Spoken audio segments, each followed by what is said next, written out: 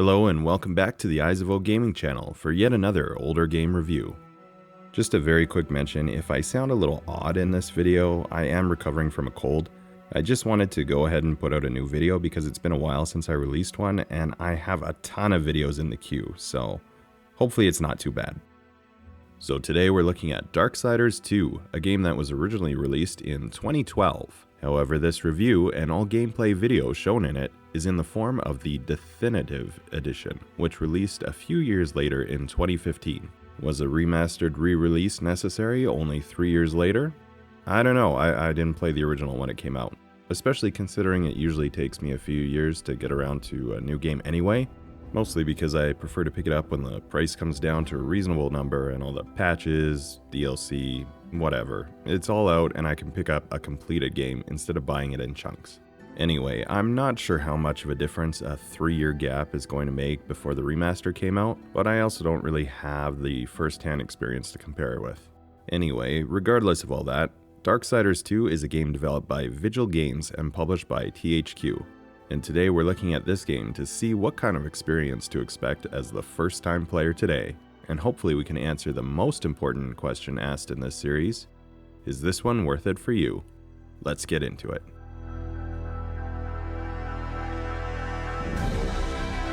Darksiders 2 is a sequel game, as the title might have been a big clue in figuring out. If you prefer to start with Darksiders 1, I have done a review of that game, and I'll make sure there's links or a pop-up somewhere here so you can check out that one if you prefer. Though if you do, please be kind. It was a much earlier review of mine and I keep trying to improve the quality of the videos. All that said, I'm going to try and avoid any major spoilers for Darksiders 2, but it is assumed that you've either played Darksiders 1 or don't mind spoilers for that game. In the first Darksiders, the game was played as War, one of the 4 horsemen of the apocalypse, and this time around the player will take control of Death. So there's a lot of backstory going on in these games, but I'm going to try to keep this really short. Basically, the 4 are members of a race called Nephilim. To keep it simple, just think of them as a fusion of angels and demons. Nephilim, cursed union of angel and demon. The Nephilim had countless realms to pursue and burned them to ash. When their people decided to go to war with basically everyone in order to carve out their own realm of existence, the 4 decided to betray their own, making a deal with something called the Charred Council, which is essentially a mediating force between heaven and hell. They are also the ones who created the ceasefire between them to allow humanity a chance to grow before they have the final showdown apocalyptic war between all of them.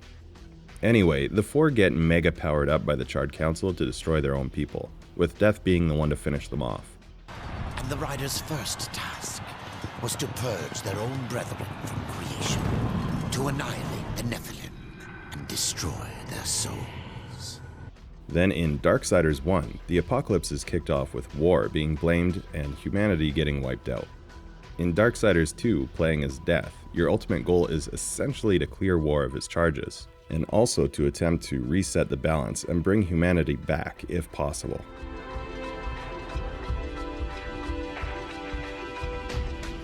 When looking at comparisons, obviously Darksiders 1. This one feels like a very natural addition to the franchise, though with a new protagonist and a new set of powers. Aside from the new environments introduced and the story, it's going to play out very similar. Heading outside of the franchise, I would say that there is some similarity with the God of War series, especially the earlier titles, as well as Dante's Inferno. There's some crossover of themes with Dante's Inferno, but of course this is just going to be in a very general way. The 2 games play out the story of heaven and hell in very different ways. Finally, we can also have some comparison with the Castlevania Lords of Shadow games. Honestly, with both Dante's Inferno and Castlevania, the main comparisons come from the classic adventure hack and slash style that was really popular at that time. There's a bunch of games from then that you could compare to. These are just the ones that I've mentioned. Aside from those, here are a few other games that released in the same year as Darksiders 2, just to give you an idea of the feel if you're familiar with some of its contemporaries. Just keep in mind that we are looking at the remaster, so there could be some potential for graphical and other improvements over the other titles released then.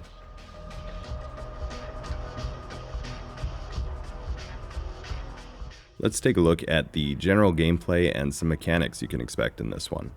As I mentioned before, if you've played Darksiders 1, then there is quite a bit of overlap with that one, though there are a few changes, especially regarding the protagonist himself.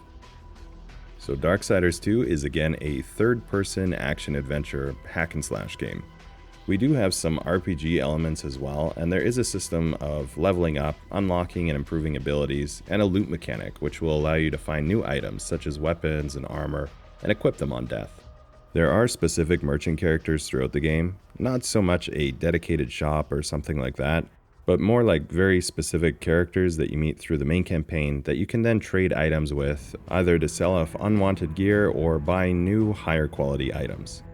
You've also got a bunch of new gameplay mechanics playing as Death, with one of them being wall running, which allows running up or sideways along a wall. This has a little bit of a curve to it, in that it can be slightly frustrating when you start out, but with some practice you're going to get the hang of it. Aside from that, you do have an open world map, and a pretty neat aspect of this is that you'll be traveling to different realms, so there is some really nice variation as you play through the game.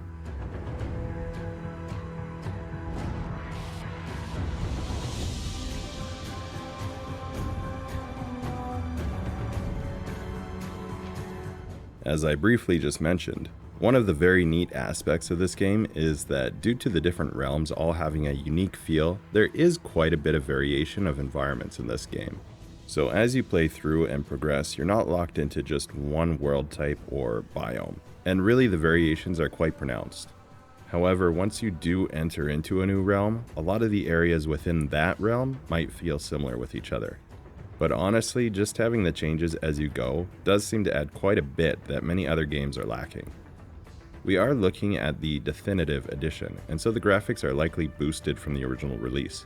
Personally, I didn't play it, but from what I've seen it doesn't look that different, and I'd say you shouldn't expect a groundbreaking change.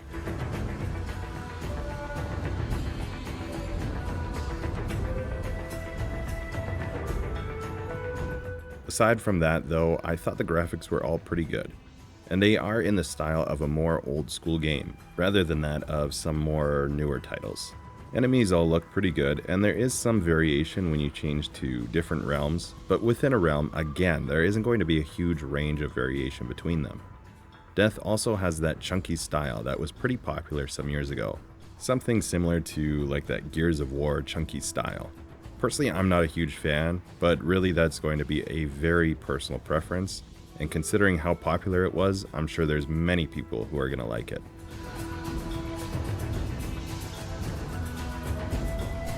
I didn't find this one to be a bug-prone game. This is a remaster, so if there were bugs in the original, I guess those were probably ironed out for the re-release, which makes sense. This game is really just a classic hack and slash, something like what we used to get a ton of that seems to be a disappearing genre. They do still make games like this, but they usually go for a more complicated approach by merging with other genres or dumping in a ton of purchasable upgrades to things. This one, as I mentioned, is really at its core a classic hack and slash.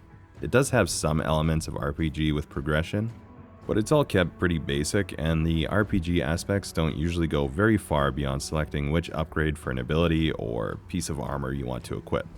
Probably the most unique aspect in this one is the progression through different realms, which continually change the overall tone of the game.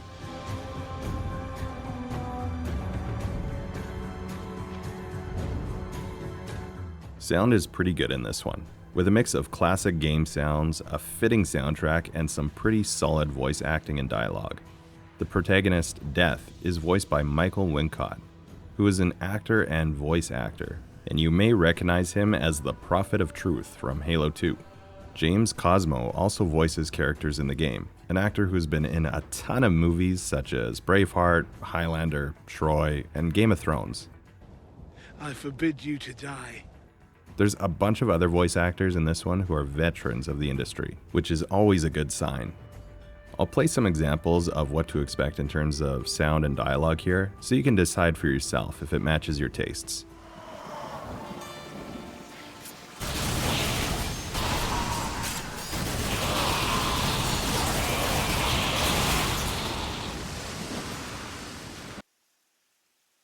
Be still, horsemen. You are wounded. Don't touch me. Your arrival here is a bad omen. Yes, it troubles me greatly. Old one, there's more trouble ahead if you don't start making sense. Where is the Tree of Life? Every blow I strike against corruption is a blow against my own people.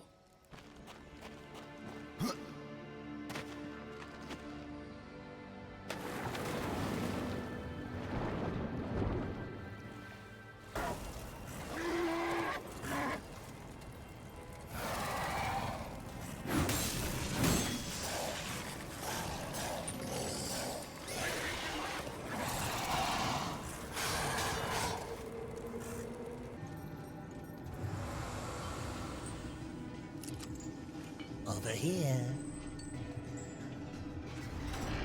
I have new items, if you have the coin.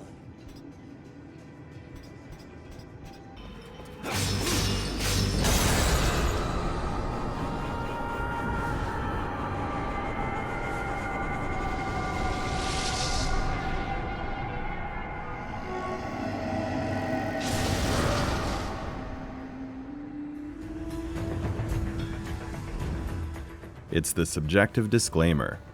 Yes, we need to make a disclaimer, because this is the internet and we need to make sure that everyone understands that opinions are not facts.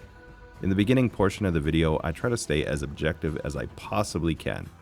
Although in a review, it's hard to stay 100% objective. But basically, I try to show what the game is and how it holds up today, so that you can make an informed decision if you want to go back and give it a try. Now, I'm just going to give my straight opinion on whether I liked it, if I would recommend it, and who the game might appeal to. My personal opinion doesn't mean you will or won't like it.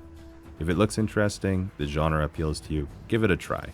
Everyone's tastes are different and not everyone likes the same thing. And a very quick mention for people new to the channel, I don't give any number ratings or things like that because I don't think they serve any purpose in things like games, movies, TV.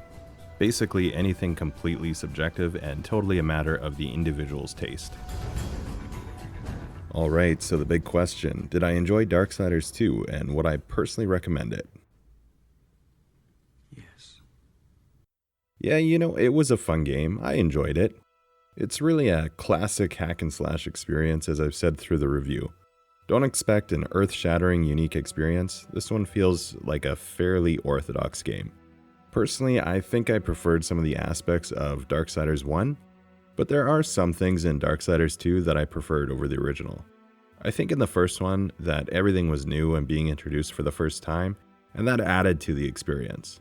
This one did really feel like a continuation of that game, just with a different protagonist. So if you really enjoyed Darksiders 1, this is probably a solid choice for you.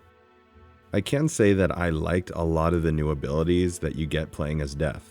One of my favorite classes in RPG fantasy games is the Necromancer, and although I didn't feel like really a true Necromancer in this one, which, considering you're playing as Death, might have made sense. Anyway, you do have some summoning abilities, so the character is somewhat Necromancer-like. More of a summoner though, just that your summons happen to be mostly undead. The wall running that's introduced in the game honestly felt a little more annoying than fun to me. It's kind of hard to put the issues I had with it into words. It just felt a little stiff. I've played other games that use wall running such as Prince of Persia or Assassin's Creed, and I would say this one was probably my least favorite of the iterations of that ability. Once you play around with it long enough, it's not too difficult to pull off, but I found that in the beginning it was super uncooperative. But then again, I've also been spoiled with games like Assassin's Creed, which, regardless of other faults that people point to, the parkour is usually pretty spot on. I like the fact that you get to go to different realms and explore new places, which all have a very unique feel to them. And with the Deathinitive Edition, we get the DLC realms as well, which also have their own zones to play in. So a side note to talk about the DLC a little bit, it's basically like an extra dungeon area, and if you want it to be a fun challenge, you should probably play through them before you finish the game. If you're too powerful going into it, it's going to be pretty much a snooze fest, as you basically just walk around obliterating everything, and the bosses will be no challenge at all. The DLC dungeons really seem to be a good length though. Like I said, it feels like playing through a long dungeon in the main game. but as a unique location on its own, it felt like the right amount of time. Not too long, not too short either. Throughout the game, as with Darksiders 1, when you enter an area, you often get locked in and need to defeat waves of enemies to continue. Also similar to Darksiders 1, sometimes these waves of enemies can drag on way past being enjoyable, but I know that's really going to be a very player-dependent attitude. So in the end, if you're looking for an old school hack and slash adventure, don't mind some repetitive enemies and objectives, this is a pretty solid experience. Voice acting and sound is all pretty good, graphics hold up pretty well today, and there's minimal bugs or performance issues. Some variation between locations, and best of all, you don't have to buy all kinds of microtransactions to get a full game experience. It's just a complete game. And with the Deathinitive Edition, you get some decent extra dungeon areas to explore. So just before we finish this video off, I wanted to ask for your feedback. If you've seen some of my reviews, you probably know that I like to do an objective look at the game, just in case you want to know what it is in an unbiased way as possible before picking it up. Then I finish off the video with a more personal take on the game and if I enjoyed the experience. From the YouTube analytics, I can see that there are a bunch of people who watch the objective breakdown, but there's many people who just skip to the opinion section and watch that. So this time I tried to expand that part a little bit more for those who are interested in the personal take.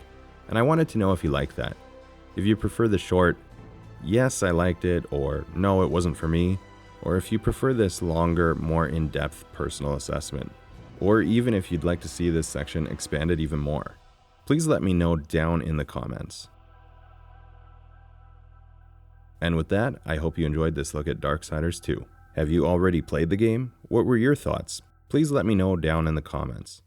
Also, if you enjoyed the video, let me know with a like and consider subscribing to the channel. I make and upload a variety of different videos, not just reviews like this, but also walkthroughs, showcases, and more. And I'd love to have you join the community and help direct the future of the channel.